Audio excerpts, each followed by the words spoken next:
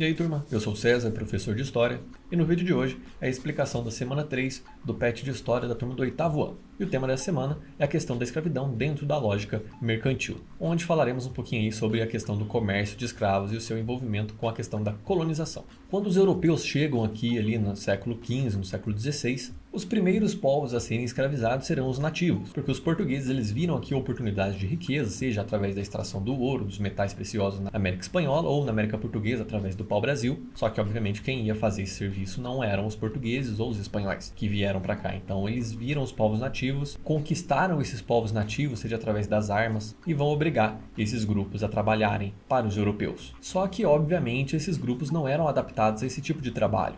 Por exemplo, os nativos aqui estavam acostumados a caçar, a cultivar pequenos alimentos, então eles não estavam acostumados a ter que tirar madeira, ter que cortar as árvores. Então, quando os portugueses começam a obrigar eles a fazer esse serviço, eles não vão se adaptar, não vão conseguir fazer esse serviço. E como os nativos não se adaptavam a esse serviço, muitos acabavam preferindo morrer. Além de estarem presos, sendo obrigados a fazer algo que eles não enxergavam para eles fazerem aquilo, eles vão acabar optando por se matar. Ou não faziam mal feito, é onde surgiu todo aquele preconceito gigantesco falando que índio é preguiçoso, que é um absurdo.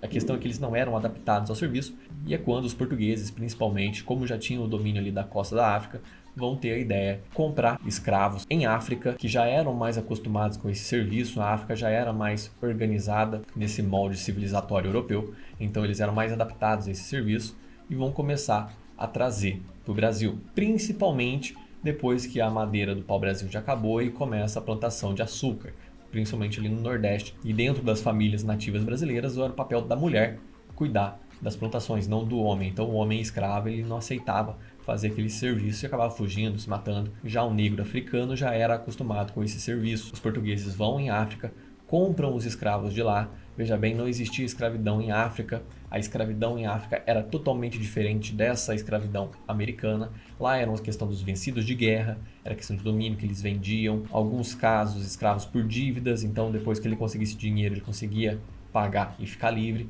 Já a escravidão portuguesa era totalmente diferente. Ele comprava lá, tiravam todos os direitos, tirava toda a vida que aquele sujeito tinha e transformava ele apenas em um objeto. Chegava aqui e vendia para o senhor de engenho e ali ele tinha que ficar até o final de sua vida. O que não durava muito, porque um escravo tinha em média 30, no máximo 40 anos que ele conseguia sobreviver. Isso se ele sobrevivesse à viagem, é claro, né? Porque as embarcações que traziam os escravos de África, os chamados navios negreiros, eles eram totalmente insalubres, não tinham condições de trazer a quantidade de escravos que eles queriam. Então eles ficavam todos abarrotados mesmo ali dentro do navio, fazendo ali suas necessidades um ao outro, sem ter o que comer. Muitos, a grande maioria, não sobrevivia à viagem, muitos se matavam uns aos outros lá dentro, e a grande maioria dos escravos mortos eram jogados no mar.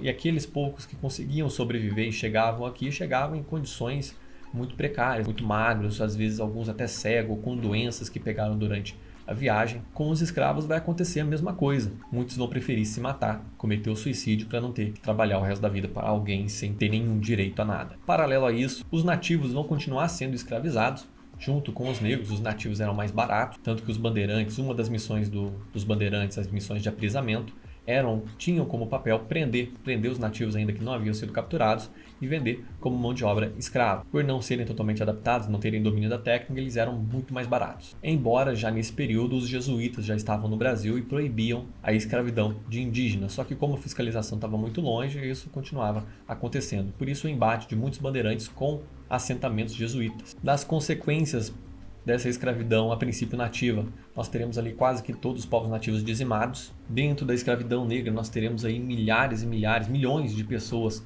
retiradas de suas casas, retiradas de seu país durante esses 300 anos de escravidão, perdendo ali seus nomes, seus costumes, suas práticas religiosas, se tornando meros produtos na mão do senhor de engenho. Mas como houve opressão, é claro que houve também resistência. Muitos escravos conseguiam fugir dos seus senhores. Era mais difícil, mas alguns conseguiam comprar alforria. Quando eles realizavam as fugas, eles fugiam para os chamados quilombos, que eram pequenas comunidades de negros livres, que ali fundavam uma nova vida e tentavam resistir e não se tornar mais escravos. Mas a maior resistência desse grupo foi tentar manter os seus costumes e as suas práticas, suas cantigas, suas práticas religiosas. E esse foi um pequeno resumo ali sobre o início da escravidão. Não vamos falar ainda sobre os finalmente, sobre o fim da escravidão, sobre as leis abolicionistas. Esse é apenas um geralzão ali sobre aqueles primeiros 200, 300 anos de escravidão. Caso tenha ficado alguma dúvida, vocês podem deixar aí nos comentários que a gente responde sem problema algum. E nos vemos na semana que vem. Valeu!